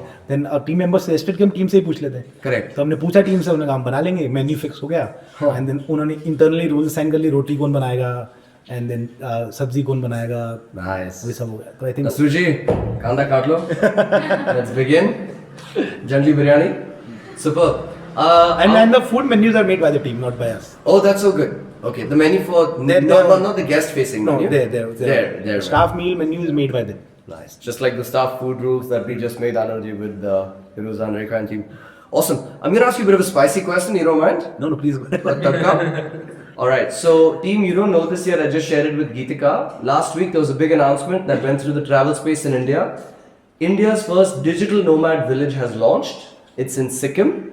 It's backed by the government. It's called Nomad Sikkim. ठीक है? गीतिका बहुत नाराज हो गई. We're the first. कौन है ये? मैं मेरा गैंग को बुलाऊंगी. And I was like, Geetika, relax. It's not about being the first. It's about being the best. And as Mamba also reminded us, it's about being different. First and best are impossible to achieve. Different is what's possible to achieve. And heck, I don't know why we're arguing because the first in the space is sitting right here, Shahzada from Nomad Ka. They're the first ones that made digital nomad, co-living, focused on that market, and all of us are just ripples off that wave. Okay? So, we are now going to start entering a world, team, that I want you to know where our customers have options. ठीक है, पहले Nomad गांव का option था, Airbnb का भी option था, अभी Jungli का भी ऑप्शन था, and there's been nothing at the scale of Jungli. We have Wi-Fi, community, beautiful nature, wildlife, and multiple options. But now Sikkim, जो पहाड़ है, वहाँ भी पहाड़ है. पहाड़ तो जंगल से भी और खूबसूरत हो सकता है, right? बादल के ऊपर है, वहाँ भी पक्षी, जानवर, सब होगा, वहाँ भी Wi-Fi होगा. Their price per month, 15,000, right? Because they're government backed, they have subsidies. So from a customer's perspective, why would they pick Jungli? They can go there. And this is going to be normal. We are going to have competition in this journey. It all is about how we view them. Do we view them as competition or do we view them as partners? So I want to ask you a spicy question. I think you know where this is going. You saw there was Asterix, the first hostel. Madpackers was born in 2013. And then the big Z came into play. Zostel. Yeah. Who's stayed at a Zostel? Who's heard of Zostel? Right? Pretty incredible brand footprint, what they've been able to achieve. Tell us what year Zostel arrived. Zostel first property opened in Jodhpur in 2013. Oh, same as you. 2014 we opened, but the expansion happened after 2014. Right. So 2013, us, Zostel, Yeah. Ghost Stops, Hostler. Ghost Stops, Hostler. 2013-14 was that year of Right. important year for Indian backpacking. For sure. All the big chains opened within these 18 That months. time. And all the big nomad co-living seem to be opening up around this time. Nomad Gaon 2 years ago now? Nomad Gaon 3-4 years ago? 2019. 2019, okay. But I feel like it's grown even more with the Dharamkot project and all that bit more recently. And then Jungli 2024, Nomad Sikkim 2025. This is a new cluster, Kawa 2025. New cluster for retreat centers, nature-based co-livings and anti-city kind of movement. So I want to ask you, when Zostel, how many properties does Zostel have today? I think with homes, Zostel homes Yeah. and all, they have 70 plus. 70 plus properties across India, right? Incredible. Kishore's already thinking about jumping ship and counting their balance sheet instead of ours. So, can you tell us when Zostel arrived and they started to scale and get the buzz that they have managed to get? What was your team's morale? What was your entrepreneurs, founders' outlook? How do you view competition? Are they a threat? Are they a partner? How did you go about it? It's never a threat for me, but I think with competition, I also realize the side of myself in that I like a good fight. Like, You're like Geetika. a good fair fight is a lot of fun. Yeah. And I think if someone's setting a standard and you're trying to better that standard, Yeah. then someone else tries to better. That's how industries evolve. And the customer wins. And the customer wins, right? And so it was never a threat. There was some jealousy also when they came in. I was a solo founder. They had a bunch of super smart guys, 6-7 founders, raised a bunch of capital, expanded like crazy. So I did feel a sense of jealousy in that only when I was in the very young, early founder. But then I settled into my pace. Then I realized what I was doing and what I was building, and the customer love was there. In general, my view on competition is the more the better. That's it. I think this is a great news that's happened in Sikkim. I think in general, I think it's for the excellent. community, and there is customers for everyone. Plus, there is no first mover advantage in the industry. Like there's no. You can open a hostel 10 years after the first hostel opened in the city. If you're doing well, if your product is good, it will work. Not about being the first. Last year, we opened a hostel in Jaipur, which is one of the most cutthroat cities. We have hostel with 4,000 reviews on Hostel World and all of that.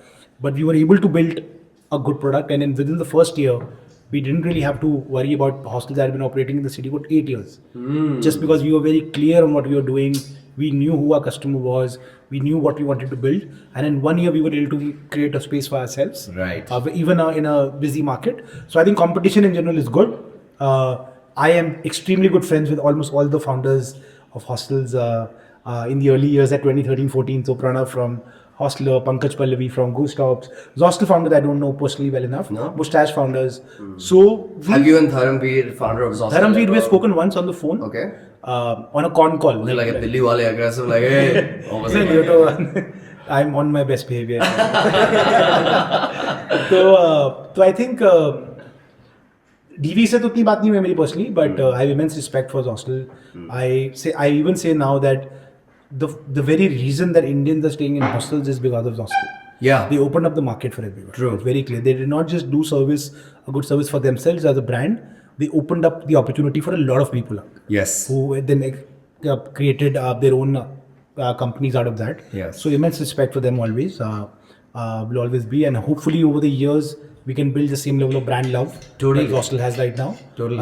At that scale, I think brand love at scale is the trick. It's power. Brand love in a niche it's not easy, but it's still you can create a blueprint for it. But brand love at scale, hard. pan India, 100 properties, 70 properties is tough. Yeah. And so kudos to them. Amazing. God, yeah. Very diplomatically handled. No, Very this is how I respectfully am. handled. This is how I am. I have my thoughts about how they are building. Yeah. How their idea of a product can combine. I don't agree with everything that everyone else is doing. Of course. So I think I have my different thoughts around it. But in general, as an industry, bunch of great people. I think came into this at the same time. Some skilled in a different way. Some were able to raise money. Some did it bootstrapped. Yeah. So journeys are different, just like backpacking. If If I could add, Please do. So I met Pallavi because of my. Who's Pallavi? Is one of founders of Post Ops. Okay. They just raised 50 crores from Tiger Cap. Bloom Ventures. Zoom Ventures. And whenever she is, so I hang out with Mayank a lot these days. Whenever she is facing a problem in her work and she frustrated, Mayank is the first person she calls. Wow. And like she like rants everything that's going on. The hosteler or those stops? Ghost Ops. So she's those stops, right? Hostel also raised 50 crores and Ghost Talks. So Zostel is here and Ostler and Ghost Talk are in the race to be the next Zostel, but Yeah. we get to that. But they both raised 50 crores together in the same year. Wow. So they both have a fire on their tail to like expand. And I from that also get to know that not just scaling and just raising money is the answer. Right. Become better how to be up. But not because I see how it affects you personally. Oh yeah. But I mean, Mayank and the equation that I see between these competitors and how they are also great friends at the Yes. episode tells me a lot about the industry in general. Yeah, for sure. There's a great bunch of people, I think. Yeah. Overall, yes, we are competitors. We fight on the same properties sometimes. We Yeah. have some rules that we have built around how do we manage a friendship when we are negotiating the same deal. Yeah. It's tricky, man. But yeah, it's fun. I think we are sounding boards for each other. I think, Awesome. we call each other when we need help. And that's beautiful. That's really that's amazing. And I think everyone has contributed in their own way Yeah. to the industry. One small takeaway I want to share with the entire team. जब हम Jungli launch किया था, Mayur, founder of Nomad Gaon, who worked with Shahzada to launch Nomad Gaon, called me, and I thought it's going to be some galis. He was so friendly. He said, "Bhai, I am so happy you are here. I've been building the digital nomad scene alone in India. Finally, someone else is there. I can chill out a little bit because you'll get customers. They'll come to me. I'll get customers. They'll come to you." And I thought, wow, you're so friendly. I thought you'd be like, little naraz that I'm stepping on your toes or your property. And he said, nahi, your customers are nomads. No matter how good a job you do, you can't hang on to them. Because nomad का मतलब क्या है? Yes. वो जाएगा. तो वो कहाँ जाएगा? हमारे पास ही आएगा. हमारे कहाँ जाए? आपके पास ही आएगा. So we have to be friends. We have to build the scene together. So because of the friendliness he's given me, I would like to share that positivity that he gave me to you and remind you that as these new competitors come up, maybe there will be a Jungli with 2 E's in Dandeli 10 years down the line. You never know, trying to capitalize on what we have. We make friends with them. We thank them, right? Because they're growing the scene. Everyone is helping. And if we continue to be different, our reviews, our SEO, our future Instagram, our presence in the community will talk for itself. So I'm not going to call up Nomad Sikkim like how Mayur called me and say, hey, this is India's actual first nomad village, and it's a pleasure to have you on the scene. You guys should do a collab or something. Should do a collab. Here's 1 year of what we learned. So let's always be positive to our competitors and show them love. Okay? All right. So just a couple of last questions before you wrap up, brother. Karthik is doing a very important process over here, setting us up with a custom property management software because nothing like Jungli exists with a combination of they have to pass that bouncer over there, Geetika, with a video call. They have to pay a deposit. We then organize their transport. We do the meal preference. They come in and then we have a kitchen pumping out meals custom at scale based on dietary preferences. Gets quite complex. Easy, stay flexi. None of the ones in the market do it for us. We want to ask you, what is the property management software you use? Or how do you currently guide a lead from marketing to hospitality to billing? Just a little summary. So we use Easy right Use now. Easy, okay. The most used, at least in the hostel space in India. Affordable. Overall, a decent product. They does the basic groundwork very well. They have a very good app and everything. Now they have been bought over by a Korean company called Yanolja. So now things are changing. So we are also looking at alternatives now. In terms of our journey, I think most of our bookings come online. Like your way of getting bookings very different. You come in and then Geetika goes through SOP and then vetting and then we don't do that. There is no vetting process as such. Yeah. Then go online, make a booking. As soon as you make a booking either from booking.com or a Madpackers website or something or a WhatsApp through something, the PMS catches that booking. Okay. It shows up with all the details on our software. Yeah. That inventory is blocked. Then there is a thing called the channel manager.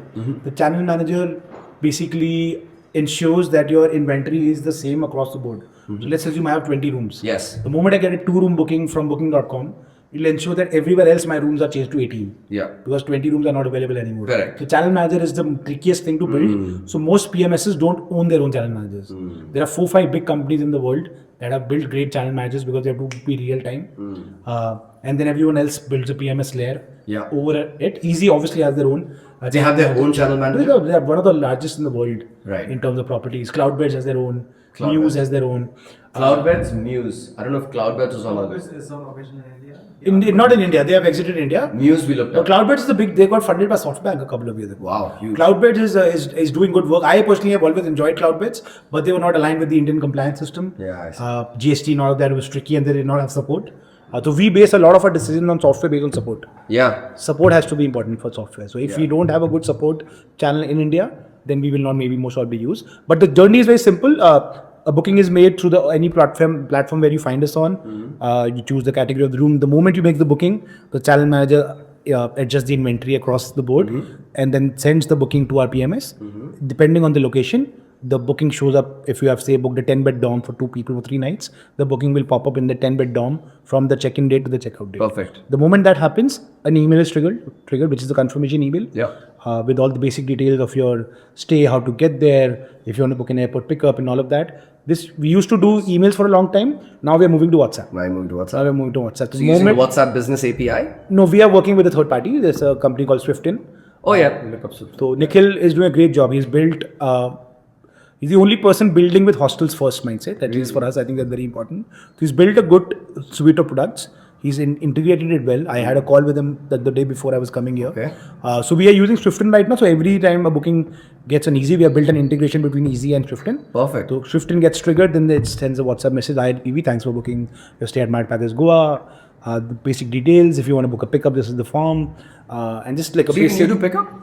in Goa, like airport pickups and all. People who want to come here. So they click the form, they type in their flight details. Then we get and the all that details stuff. and then we speak to our vendors. I would also want to automate that side. So you currently Not call right the now. taxi driver? Right now we call it, but I think it's very easy to build that automation where the person gets A the notification. WhatsApp that pickup booked. Right. And then you have to go. So it's easy to do, but not priority for us right now. Yeah.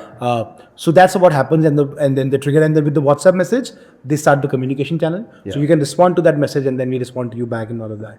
So Pretty this is similar, huh? Sounds like we're going down the similar path. That's really I think your approach, because you have to vet everyone. I think that is the only level of complexity or the extra layer. I think. Yeah. Apart from that, and food, yes, and food. Food, yeah. Amazing. Thanks for that. That's really helpful. Let's wrap it up about Madpackers. What's your vision for Madpackers going forward? What do you see? So right now, over the last 2 years, I have kind of been in a period of transition regarding my work. And there have been some issues that I've been facing internally and externally. So last year in June, I took a very intentional decision to not expand for 1 year. Put some things in place. The hostels were not running the way I wanted. We were not set up for the right kind of scale. We wanted to scale to 30, 40 locations. Whoa. But then how to fund that growth? What is the current scenario we have in terms of financials and all that? So a lot of things were up in the air. The intent was there, but the fuel was I was personally also running out of fuel. Yeah. Money also as the fuel. When you're scaling, it means different when you're scaling. So the vision is to now make it India's largest backpacking hostel brand. Amazing. And the vision is to eventually then become Asia's largest backpacking hostel brand. How to do it? We do it on a partnership model. We do it in a franchisee model. It's still up for discussion. But for the next year, Madpackers will be going back to basics. We will go back. We will look at the product again. Yeah. We'll look at the value. I have changed as a person in 10 years. Who Mayank was at 2014 and who Mayank is at 2025 is very different. Yeah. How much of me still needs to be part of that story and how much of me needs to be away from it. So I'm a decade into the business. We're trying to reimagine the business again. Yeah. The fundamentals are strong.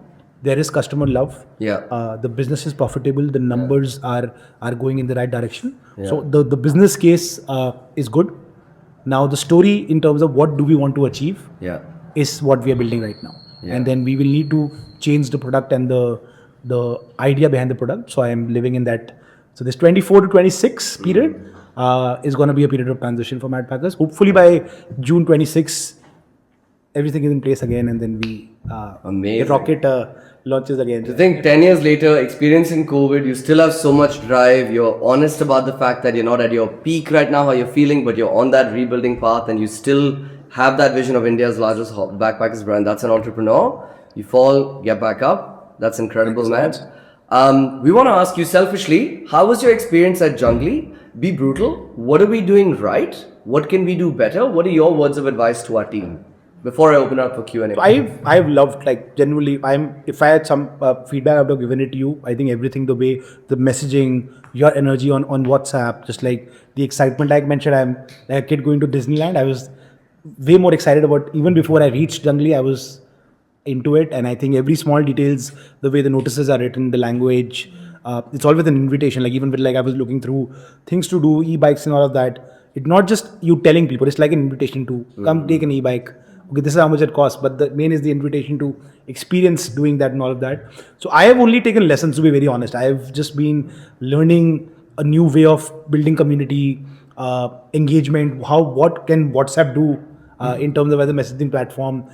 It is pretty intense also to have a different group for every guest. There's something that now we can't replicate that. But there is so much that you guys are doing on WhatsApp, especially, is magic. Oh wow! And I've been taking my notes, and I'm gonna be Is it asking like questions. the polls or? Polls also, it's like obviously building in community or creating experiences with community, but in general, the level of communication that's happening, how you went about the community. First, you had a group with me, Shahzada, and Jungli, and then there's a bunch of other things and all that. So I think the WhatsApp part, I think I've learned a lot. The small notices that you put in. And things like this is the laundry and toiletry thing. You're trusting people. Okay, people will not misuse the access. They will go and take what they need, and then you have the community snacks drawer and all of that. So all of these things used to be part of Madpackers also. Nice. So dhire with building efficiency, what happens is with this 1% of the wrong customers, you impact your SOPs, which should not happen. This is my learning. Which should not happen. Which should not happen. Like you're letting a very small percentage of people dictate an SOP for a very large percentage of people. Right. So you let these things go. Like the Jungli store thing we were talking about. There are people who will misuse it, but as long as they are in less than 1% or less than 5%, don't let those people dictate stringent SOPs when 95% of the people are aligning with your goal. I just want to pause and explain to the team. They saw the Jungli store, they saw the lock, and they both had this idea. Can we do a trust system? Can we do a system where there's no lock? Help yourself, QR code, they'll only fill the form. And I said, yeah, we can, but there's always that 1% of people that might just take stuff. And so he's saying, like, let those 1% of people take stuff as long as it's 1%. Let 99% of people take things. It'll increase sales. It'll show that we trust them. And it's a more community-oriented. That's the price you pay for building trust, basically. Yeah. And it's 1% is what's fine. a chocolate biscuit here or there. And then have a camera. And then have a camera, or a fake one. So that's the problem with the world is this only. A very small percentage of people end up impacting policy. That's it. Which impacts a very large amount of people. So I think we have also made that mistake. Every time we had a problem of or leakage, of if a guest left without paying their dues and all of that, we kept on making more and more stringent SOPs till the time we realized that it was coming at the cost of the customer. So then we had to bring it all back, and we had to let things go. Fraud is fraud. Error rate is error rate. As long as it's within a certain percentage, it's fine. So let it be. It always will be there, no matter how strict your SOPs. Bro, Mayank, if you're in my position, you're the founder of Jungli, you've seen the vision that we have going forward. What is one thing that you would do? Whether it's cash flow, whether it's the way we're activating bungalows, whether it's something in the WhatsApp design, what is one thing you would change from all of your learnings? I don't really have an answer, but I'll be very honest. What you're building, the nature of this space is something that I've seen for the first time. This is the first time I'm interacting with something of this scope in the middle of a jungle for digital nomads, and then the vision and the history and the story that this place holds. My only thing that I told you yesterday was that, and your team, I will say this to your team, his job is to take care of you, your job is to take care of him. Make sure he gets time off. Make sure every year, 1 month, Divi is away from Jungli. 1 month, no messages, no nothing. Even if he does not want to go, make sure he goes. That's the only thing that matters, because because You don't know where you're going. Just sit in the because the energy hai, the things that you put into building something with so much love and care and value, I think you have to fill your cup. This is the discussion we had yesterday. So the team has to take care of him, you have to take care of the team. Absolutely. So just make sure he gets time off, and then you obviously I'm making sure that your team has the best of everything, which I can see in the way people work. I don't really have any nuggets of wisdom. I think you are doing an amazing job. I have taken a lot of things away from just the joy of working. I would love to replicate the dining table at our hostels now. It's magical. The dining table, right? It's just like to sit and talk over a meal is something that we have forgotten. Food is the most important part of the community. Rahul taught me this, and I'm remembering it every day. Back in the day, our free breakfast was not meant as a service. It was the place where everyone collected. And everyone meets. It was a watering hole, basically. Yeah. It was not about the food. And then we lost that. And then business came over, and then COVID happened, the customer changed, and financials and economics and all of bottom lines and all kind of took us away from it. And I want to come back. So I'm going back reinvigorated. I'm going back with a lot of ideas. I'm definitely obviously going to come back for a longer time. Thank you for him first. This is 6 months into the I think more than that. I think ever since I've gotten to know Shehzada, Right. which has been a very, very important moment in my life also, meeting this guy. He has given me access to a way of life that I kind of, let go of with building, and met so many amazing people, including himself. And he's been 6 months, 8 months, Divi, Jungli. And I was like, and this week he called me on Monday and I told him, see, if I am coming, I'll only know on Thursday. I am a very last minute person. And I did not know, had he asked me for a pakka plan, तुम्हारा plan cancel हो जाता. But he knew, he said, okay, don't worry, कोई compulsion नहीं है, last minute बता देना. Yeah. Thursday morning I booked my flight for Thursday night. Thursday night I flew in, 12-1 बजे हम पहुँचे गोवा. और सुबह हम 9 बजे निकल गए यहाँ के लिए. So a big cheers for Shehzada. Thank you, Chef.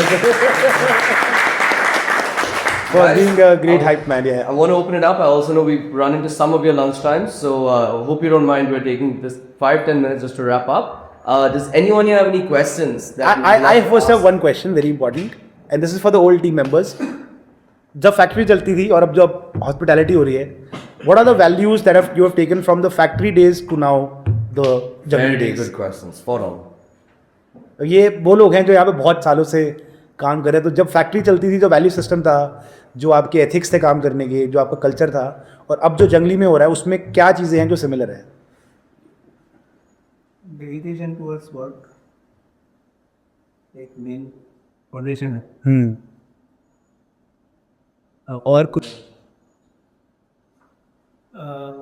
Colleague से साथ कैसा बिहेव करना है वो सीखा. Culture, Team culture.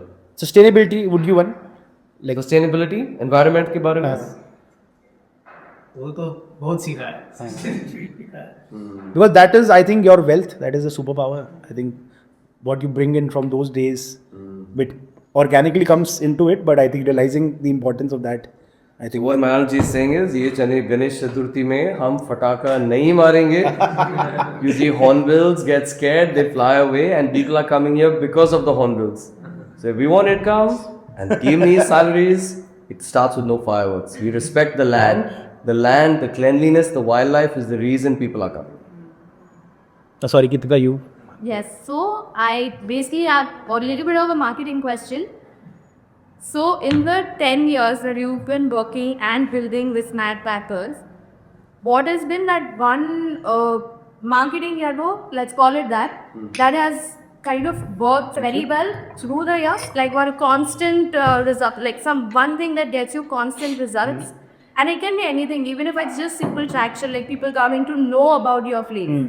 That also is game, right? So that is one. And what has been one of the most unexpected things that ended up working for you?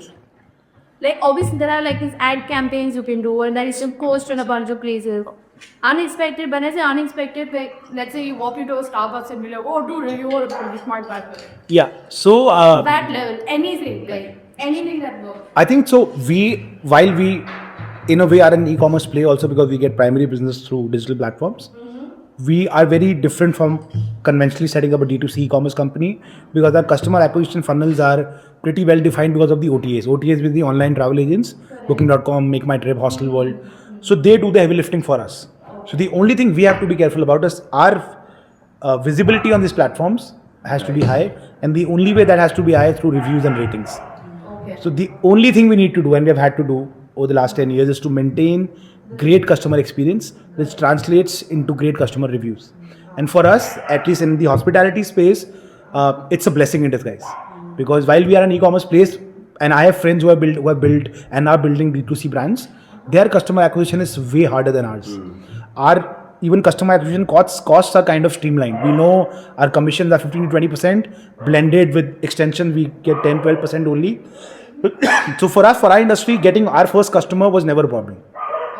That is the benefit of because the hospitality or the travel industry was the first to use tech on that scale.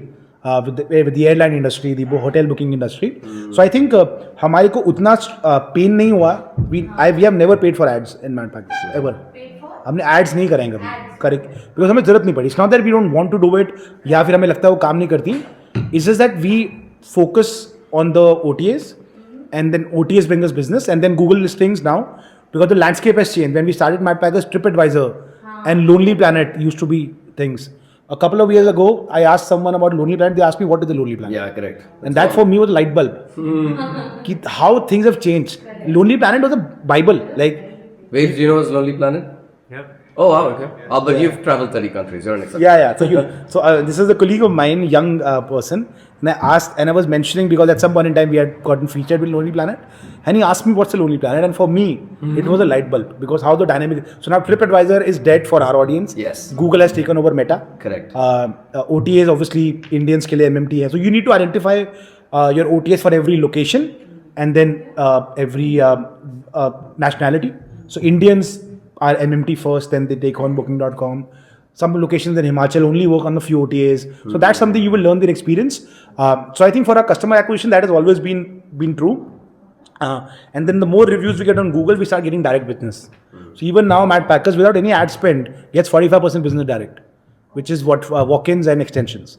And 55% business of our total revenue comes from OTAs, of which our blended commission would be around 14%.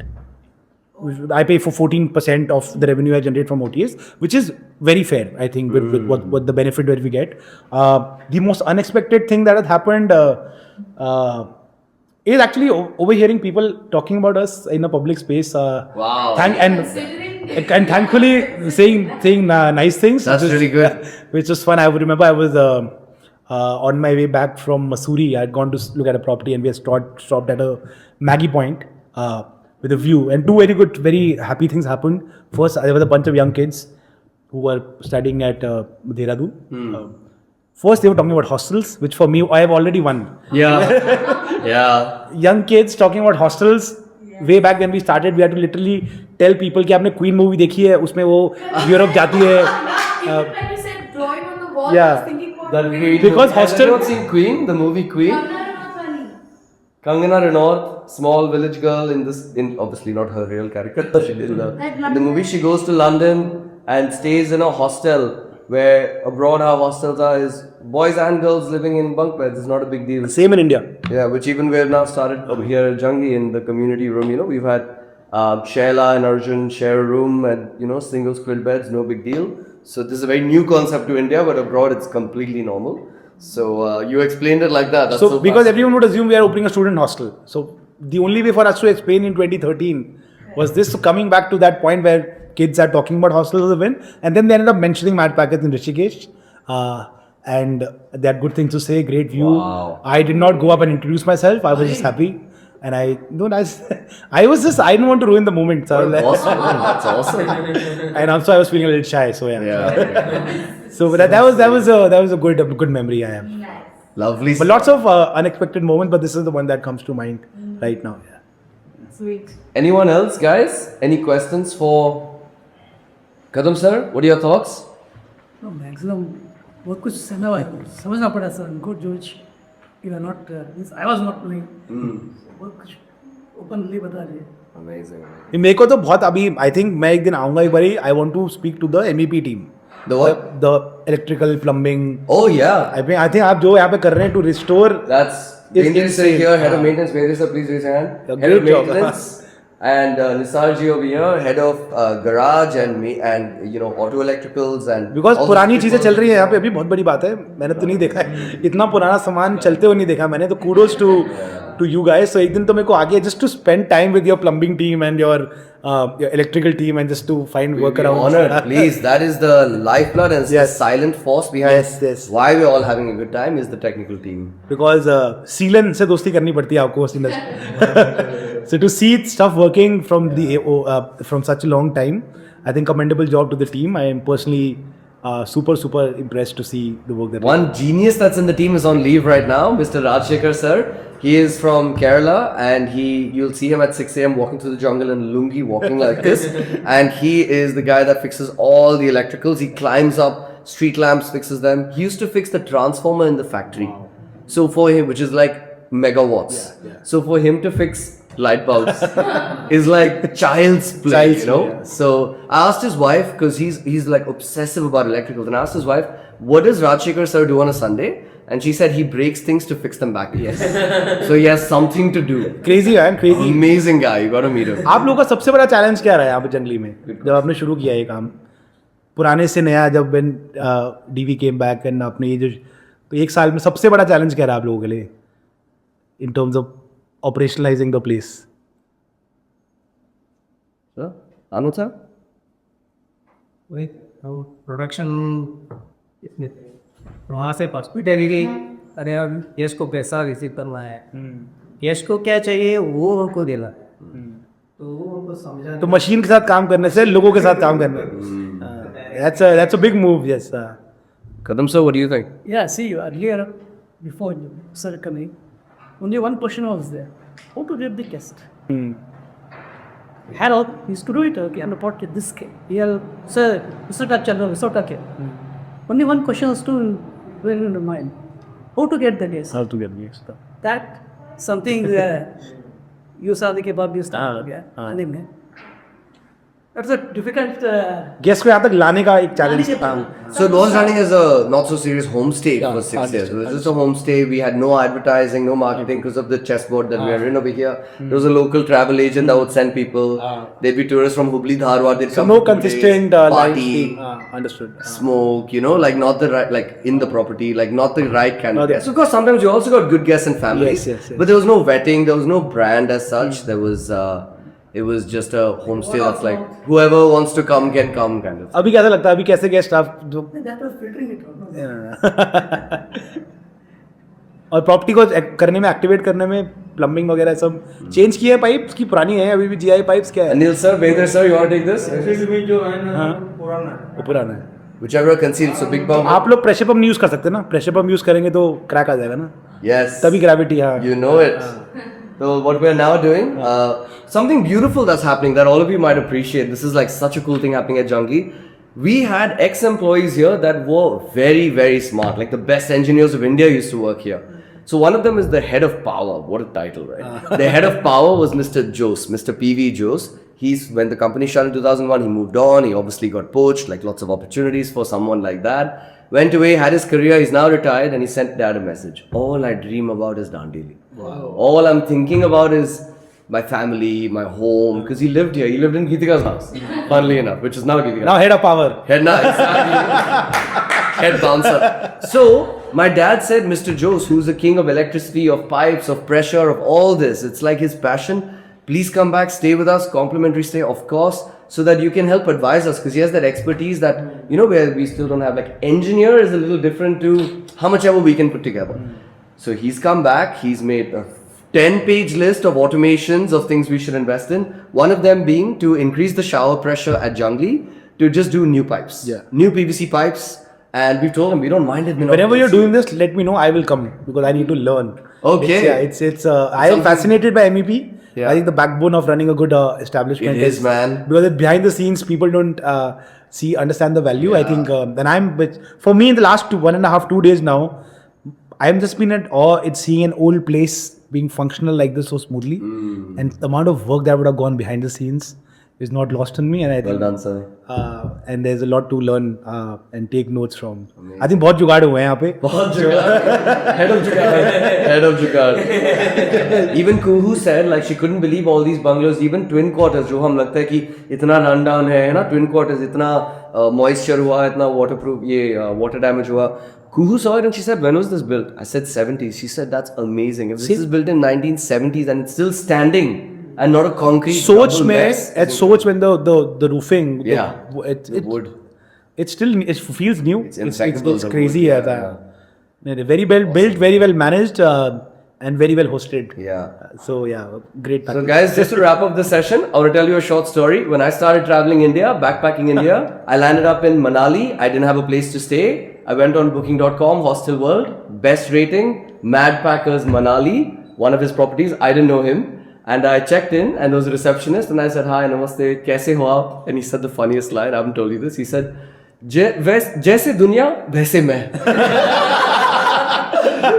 Which for the camera is like, just like the world, that's how I am. It doesn't translate as well. That place also does that. What a carefree guy. Manali mein to we know what's working, right? So it was quite a vibe. And then I checked in, had a really good time, and I met very interesting people. One girl was a poet, and we became good friends. And when I left, I told her I was writing music. I showed her some of my draft music I was writing.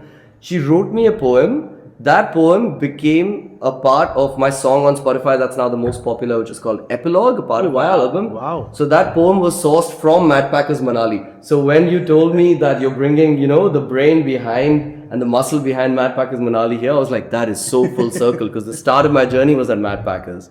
And I think my new journey is going to start now with my experience. So good. Awesome. Thank you for your time, brother. Let's have a round of applause for all. And riffing off the idea that we have so many founders in the travel space over here, you're friends with a bunch of them, in planting the seed, we all need to meet up. We all need to share these stories. We all need to learn from Karthik mostly how to how to set up systems because that's the thing that is holding all of us back in some sense. Yeah. So let's planting the seed have like a founders retreat. Yeah. For founders of the travel space, whether you build a hostel, a retreat center, Perfect. a nomad village, fly those people in from Sikkim, and let's all meet up over my mom's hot chocolate. Or we all go to Sikkim. Yeah. No, let's do it. Let's do it at Jungli. Let's change all of our properties. We all have spaces. So this can be done. I think if we can fix the timeline and link the hostel space, I can speak to some people who are interested. I think Correct. With you and Shehzada in the nomad community. Because we've all learned so much. We're running things, and so the customer is going to benefit. The scene is going to benefit from us meeting up. So let's have it at Kawa next time and have some fun. Awesome. Thank you so much for your time, team. Thank you so much. Cheers. Hey guys, I'm Mayank. First visit to Jungli. It's been one of the best experiences of my life. I've slowed down. I have had my phone on silent for 3 days for the first time in probably 15 years. Loved the sounds of nature, loved the people, loved the conversations around the dining table, loved looking at Divi's vision and what he's trying to build, the amazing team of volunteers, the impromptu plans, the nightlife tours. It's just a bunch of things that we did, but I think more than the doing and seeing, the talking, I think what I really, really enjoyed was just being in the moment, just being connected to the place I am in, which is something that I haven't felt in a long while. And I think it put me at ease in a way I have just discovered, and I'm going to try and chase that feeling from now. So I don't really have the right words to describe exactly what this place is. I think you'll have to come and experience it for yourself. But just come with an open mind and let the people here and let the trees and the animals and the weather take you on a journey. And you'll end up, wherever you end up from there is going to be a great place for you. And that's what has happened to me. I'm definitely going to come back for a much longer time than I did this time. And yeah, it's been special. It's been coming from hospitality myself to feel what I felt here in terms of hospitality, connection, reflection is something that has really opened up my horizons as well with what I do. So yeah, so a big cheer to the people here and the efforts they're putting in to create something magical. I'm definitely going to be back. So if you're seeing this, book your flights, book your tickets, book your stay right away. Thank you.